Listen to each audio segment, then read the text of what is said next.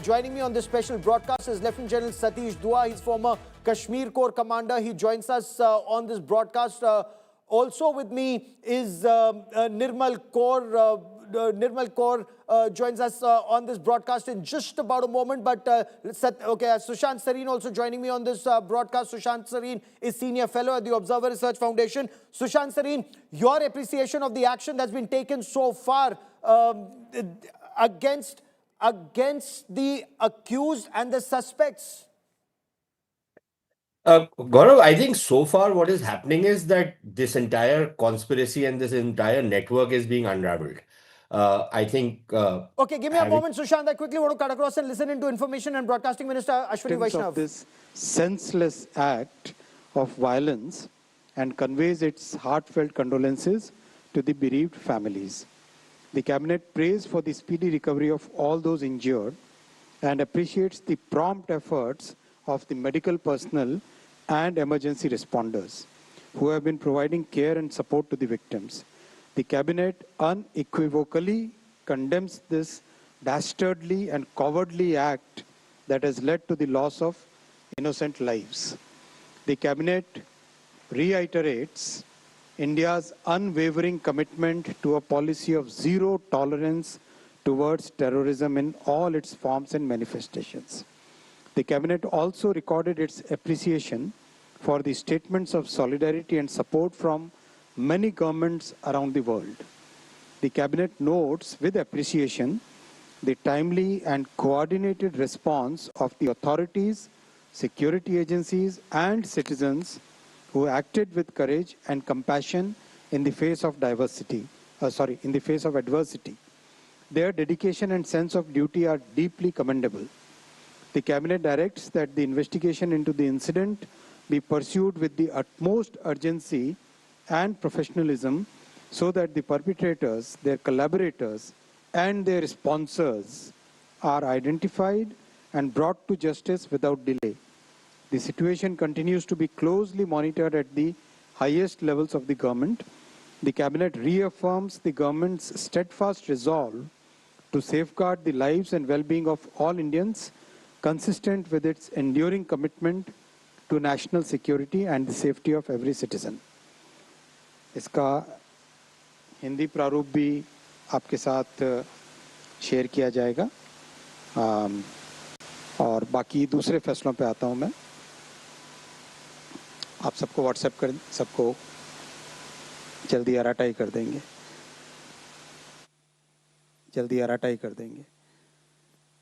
साथियों, आज 3 बड़े और फैसले लिए गए इस रेजोल्यूशन के बाद में. सबसे पहला एक नया एक्सपोर्ट प्रमोशन मिशन लॉन्च किया गया है 25,060 करोड़ रुपीस का. Okay, I want to quickly bring in Sushant Sareen into this conversation. Sushant, zero tolerance for terror reiterates the government, appreciates the timely action, directs that action be taken against not just the perpetrators but also the sponsors and they be brought to justice, and strict national security commitment. That's what the government reiterates. Your thoughts, one, on the attack, two, on action taken so far, and the role of this module of doctors, Sushant. What do you make of it? Gaurav, first, I think the statement which the Cabinet is issued is pretty boilerplate. I don't think you can pick holes in it, but it doesn't really tell you how they're going to go about it.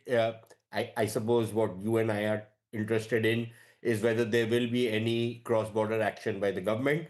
There is no indication of that as yet, but yes, they will crack down on whoever was behind this particular network. They will crack down on all the people involved with these fellows who carried out this attack, and they will unravel this entire conspiracy and this network. And I think that is what has been happening for the last 2 days.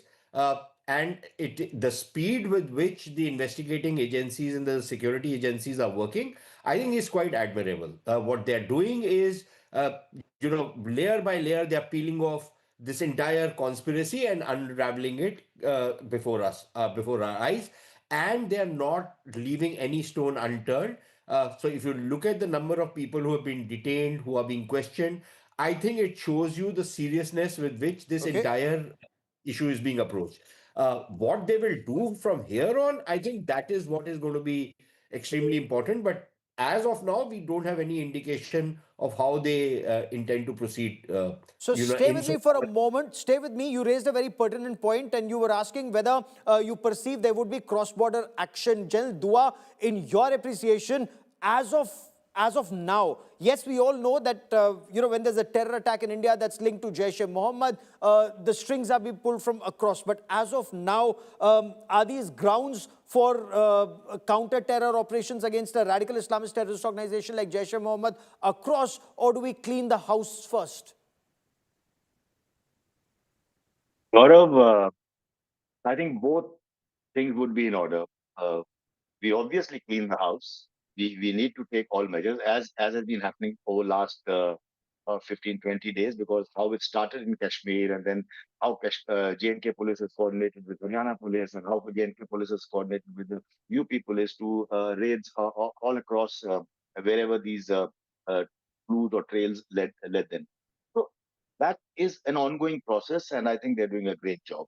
And as it is coming out that if it was a panic attack, then that means they have hit the mark. The agencies and security forces have hit the mark.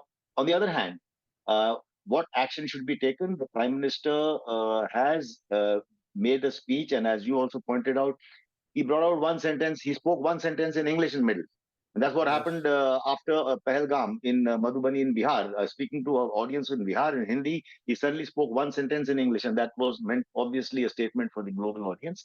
And again, he says, we will go after the perpetrators wherever they are. And so, if you take your mind back when we started these things, whether when Uri attack was a surgical strike was a very shallow strike, and then Pulwama was Balakot was a much deeper strike, and then Operation Sindoor was far too deep and extended on multiple targets.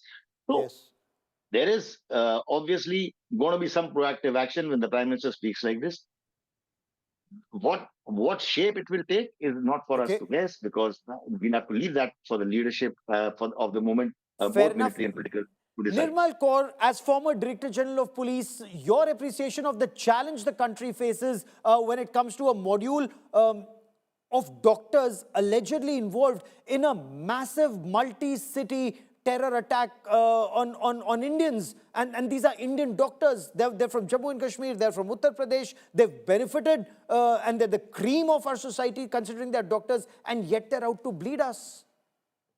Truly, the government has spent a whole deal of money, subsidizing their education, making them doctors that they can come forward and serve the society. Instead, they are indulged to anti-national activities. They are forming groups. They are getting so radicalized. I think that you spoke of challenges. The biggest challenge right now is to stop this infiltration of sleeping cells. You have so many sleeping cells, so many you can't even, I mean, like and also radicalization, which is our biggest threat Yes. right now, that these elements, they are being like, there's this Shopia paramedic who's been radicalizing these doctors out there. So, radicalization is our biggest threat right now. Highly educated people like these 5, 6 doctors, the lady doctor, Yeah. she wanted to From a be topper some to a kind of a suspected team terrorist. You're leader. absolutely right. It's shocking because she's had the best of everything in society, and yet she would choose a path of terror. And, Mr. Sahai, as former Karnataka ADGP and somebody who's looked at cyber security very closely, do you look at this radicalization? Is it happening online? Of course, in Kashmir, we saw this paramedic who was radicalizing these elements, but is it a combination? Is this one kind of, overload on their system that they are being radicalized in such a way that they're unable to sift between fact and fiction, and they're going down the terror way? What's happening and how do you arrest it?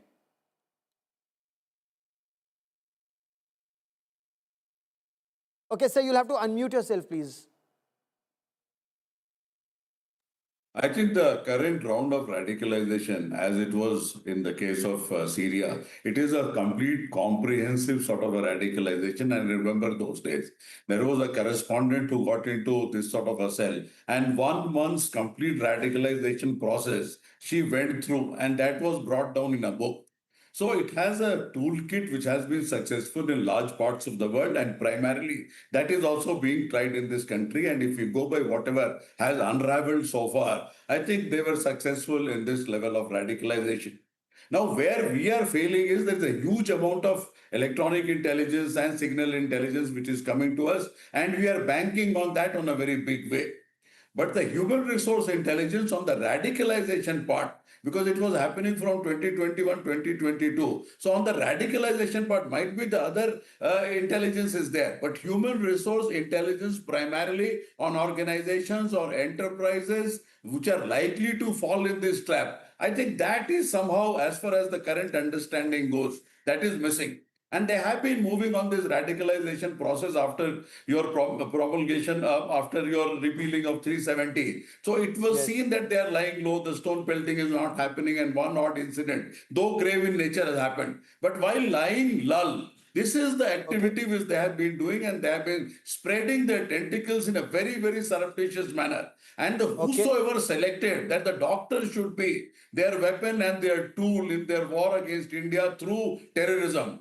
Oh, absolutely, sir. We are getting the first statement from the Cabinet Committee on Security officially stating that the Red Fort bombing were the attempt, the vehicle attack was a VBID, was a terror attack. So it's official now. Of course, when a case was registered under sections of the UAPA and the investigation was handed over to the National Investigation Agency, it was officially a terror investigation that had been initiated. But the government has now officially confirmed that the Delhi blast was a terror attack. Dr. Soumya Avasthi, does this change the nature of the direction of the investigation? NIA is investigating it. There are cases under UAPA that have already been registered. Does it add momentum to the investigations? Does it now, become more focused in its approach to deal with, ma'am?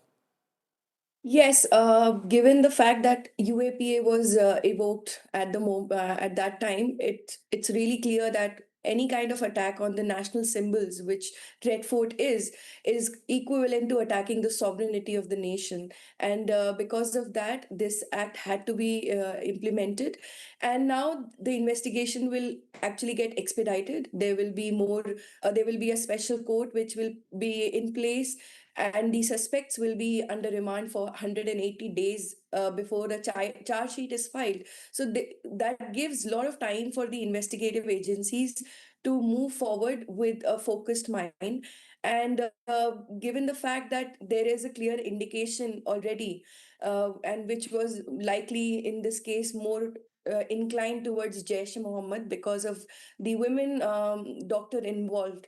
And she was apparently also claimed to be heading the women wing, which was also inducting online courses for women to follow jihad and radicalization.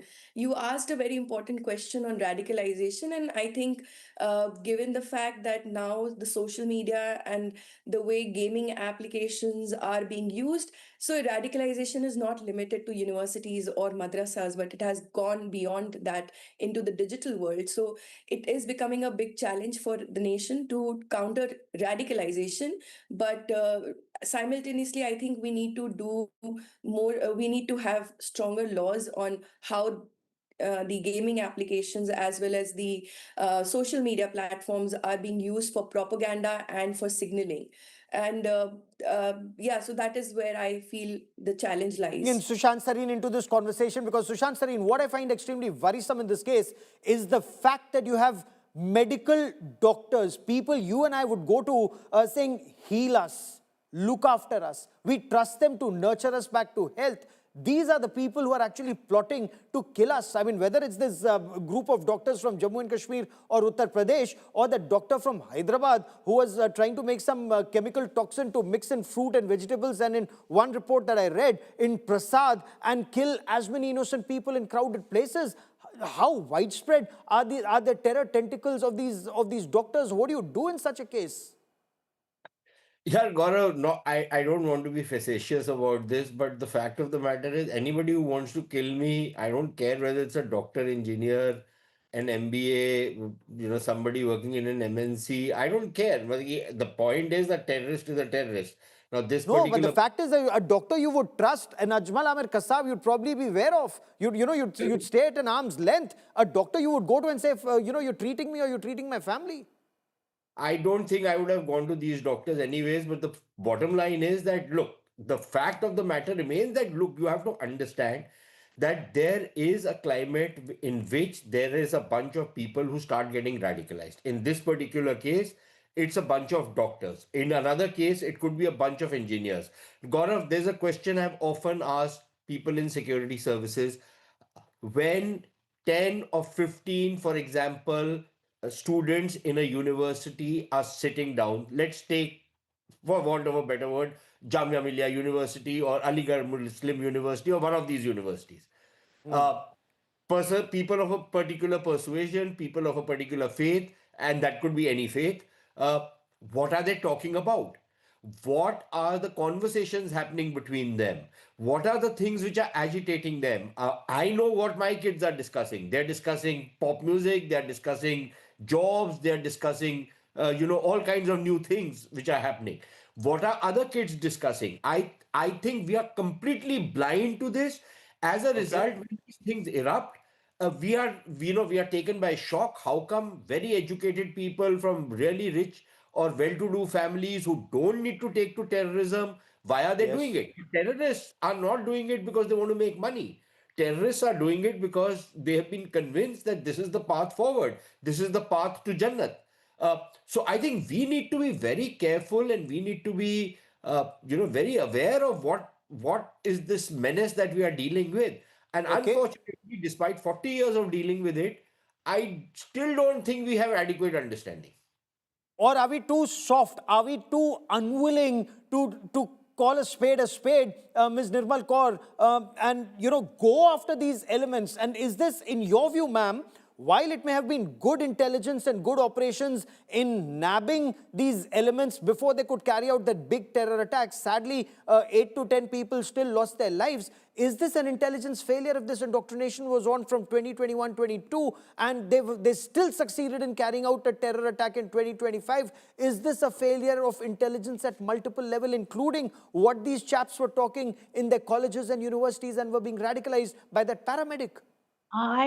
That's universal knowledge. That's universal knowledge, and there's nothing, that fault lines are so deeply drawn. And what you're saying is the terrorists have to succeed only once. The security agencies to succeed all the time. There's this message that sent by IRA man to Margaret Thatcher. Okay, but we have to succeed only once, and you have to succeed all. So I wouldn't call it an intelligence failure, but universal. It is in front of your own eyes. You refuse to see it. There is this Khoja Muslim family that migrates to some place in Africa 250 years ago. The son makes it big, and he's claiming Muslim identity. In India, Shias and Sunnis do not even acknowledge Khojas as Muslims. They came to India to escape persecution at the hands of Muslims. That's how Khojas and Boras came to India. And now, away, thousands of miles away, he's talking of persecution of Muslims in India to get Muslim votes in New York. And he actually did end up in an election. So you think So give me a moment before I bring in General Dua and Mr. Sahai. I want to cut across and bring in India Today's Aishwarya Paliwal, who's joining us after this Cabinet Committee on Security meeting and briefing. Aishwarya, explain the significance of the government after the CCS meeting, officially now calling it an act of terror. How do things change in terms of action that will be taken against the perpetrators? Do we see special courts and time-bound action now? Well, definitely, Gaurav, let me tell you, this is very, very clear message which is now coming in from the government. The government now saying that this is an act of terror, something that all the teams at the moment were also pointing towards the fact, the funding which came in, the way in which we are now seeing people being added, people who now are being told what exactly to do. The idea was to kill as many people as possible. So this is a clear statement, a crisp and a short statement coming in from the government of India. And that is why, Gaurav, let me tell you, the meeting that took place almost half an hour with Home Minister Amit Shah, MD NSA Ajit Doval and Prime Minister Narendra Modi, the three of them sat and they had a half-an-hour meeting. What needs to be done next? Now, this is something which is very, very crucial, something that the government will now very keenly will have to look at. And from what I can also understand at the moment. We will also tell other countries the action that India will now be taking, because this is something, Gaurav, and you also understand it very well, that this is something that the government of the country does not take very lightly. There are lives that have been lost, and there was a larger plot that was being made. There were different states. Absolutely. In fact, that is the Cabinet Committee on Security. The decisions that have been taken, the information that's been put out in public domain. General Dua, you've operated in Kashmir very extensively, sir. Are you surprised that there are these multiple doctors from Kashmir and doctors from Uttar Pradesh, from well-to-do families, a brother-sister duo, very well off, and the doctor from Hyderabad, and these are all elements in different entities plotting to kill fellow Indians? The short answer, Gaurav, is no. You're not surprised? Excuse me. Wow. Go on, sir. The short answer, I'm sorry, I'll start again. The short answer, Gaurav, is no. I'm not surprised. Because in the past also, we have seen, more than a decade ago, when it was the IM, Indian Mujahideen, along with Simi, they were engineers. It was not white collar terrorism at those days also. Then we had a couple of engineers entering the Hizbul Mujahideen in Kashmir while I was serving there in Kashmir. So we have seen this happen off and on. Then we've also, after abrogation of Article 370, approximately 5 years ago, we started seeing a new term called the hybrid terrorist, which has now morphed into a white-collar terrorism. So I'm not surprised that this is happening. In fact, it actually focuses us towards this angle also. We should not only look at terrorists from a certain strata of society. We should be aware and conscious of the fact that we will get more and more terrorists from this places where or such strata that we may be a little unsuspecting of. And I think to add one sentence to what you were asking your own news reporter, government, the Prime Minister during Operation Sindoor or before Operation Sindoor had said that any act of terrorism will be treated as an act of war. That was a very clear statement. And now that the CCS has declared, after due investigation and diligence, that this is an act of terror, I am sure we are going to see very concrete action. Where, when, and how, we will have to leave it to the leadership to decide. Because this will have to be a multi-pronged offensive, Mr. Sahai. You've dealt with, in Karnataka, highly educated engineers, software engineers, who are in some instances self-radicalized, looking at Islamic State literature and becoming Islamic State terrorists. We've seen that in Karnataka, we've seen that in Kerala, we've seen that in pockets of Bengal. If you were to map our country from Kashmir to parts of Haryana, to Uttar Pradesh, to Andhra Pradesh, to Kerala, to Karnataka, to Bengal, trouble seems to be in various places. Now, how do you counter this threat? What needs to be done? Clearly, there cannot be a magic bullet. While we deal with the enemy across, how do you deal with the enemy within? See, radicalization is something which has been reinventing itself again and again and again. And there has been different modalities from Syria to Afghanistan and finally coming to India. So as a silver bullet, it is not going to happen, but primarily it happens. One is the lone wolf stage. The lone wolf stage, I think it has been crossed. The lone wolf stage has crossed because we are having a very coordinated, integrated, focused, intense radicalization, which is primarily aiming at a sleeper cell. It is aiming at a group, I presume, or I hope that this is the only group.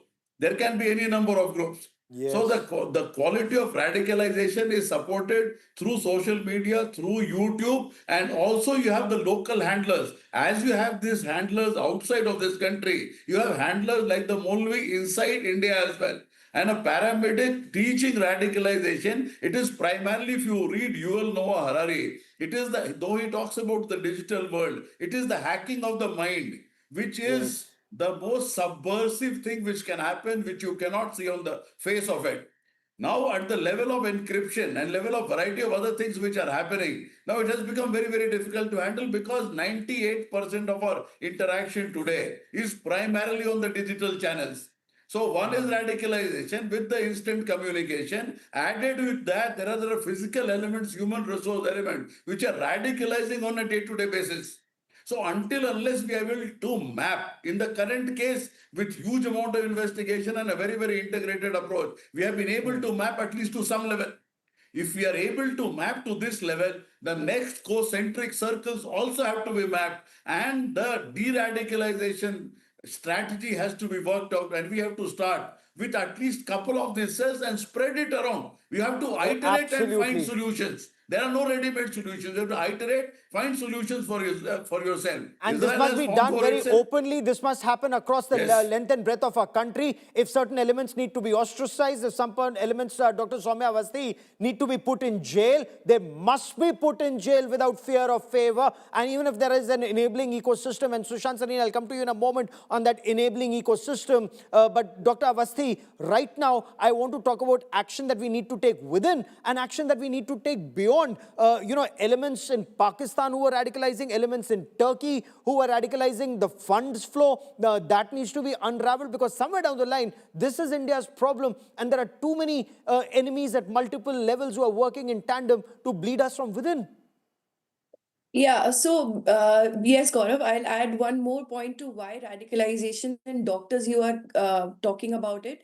It becomes easy for educated people to get recruited because they start rationalizing the violence through selective religious or ideological interpretations. What And a moreover, the shame, yeah. terrorist organizations deliberately recruit these doctors, engineers, and other skilled professionals because they bring their expertise and, moreover, the credibility that they get. Because today I will go to a doctor, I need a doctor for treatment, so that's why it becomes credibility becomes easy. They can get access to hospitals, to public places. If Kasab goes looking like Kasab, he will not get entry into a mall. But if a doctor walks in, they will be thinking, okay, it's looking like an educated person. So that is why they are moving towards these educated professionals and getting them recruited. Now, Okay. coming to the question on why and how can we, counter these radical people or radicalization, I think we are doing good job by bringing up new laws that are targeting the core issues of radicalization. Like I spoke about initially on the online gaming bill, that was interesting because it's not just bringing financial crimes, but also it is becoming a weapon or a tool for online module of training the recruits. So you don't need a battleground, you can actually do it on Call of Duty or Roblox. So that was one of the reasons to have an online gaming bill. We have also seen how Popular Front of India has been banned.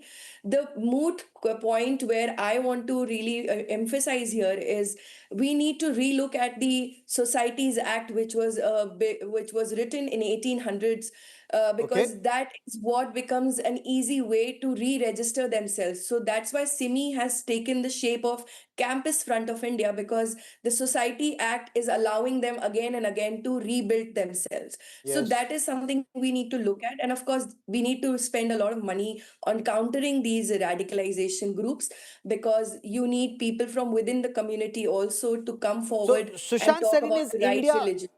is India too soft a state in dealing with these elements? So, yes, and Ajmal Amir Kasab was given due process of law, tried and ultimately hanged. Many saw that as politics. But when you look at the Batla House encounter, when you look at the politics around Batla House encounter, do we have an enabling ecosystem that may, for a Muslim vote bank, actually go the other way and become a terror enabling ecosystem? 2 3 points, Gaurav. Number one, what would people who said that hanging of Ajmal Kasab was a political move, what would they have us do? Make Put him in parliament and make him represent the people? Probably they would. It's ridiculous and bizarre, the kind of stupidity that we see in our public spaces. Second, I don't think we are a soft state. I think we are a confused state. Uh, when India wants to be hard, it can be really, really hard, right? It can be a pretty ruthless state when it wants to be. The problem is that the way policy making is done in this country is rather confused. So, for example, let's talk about radicalism. How do we define radicalism? How do we define, say, religious radicalism? Now, I can show you. very well-educated people on Twitter, for example, which is one of the social media handles platforms I use, saying stuff which make your skin crawl, right?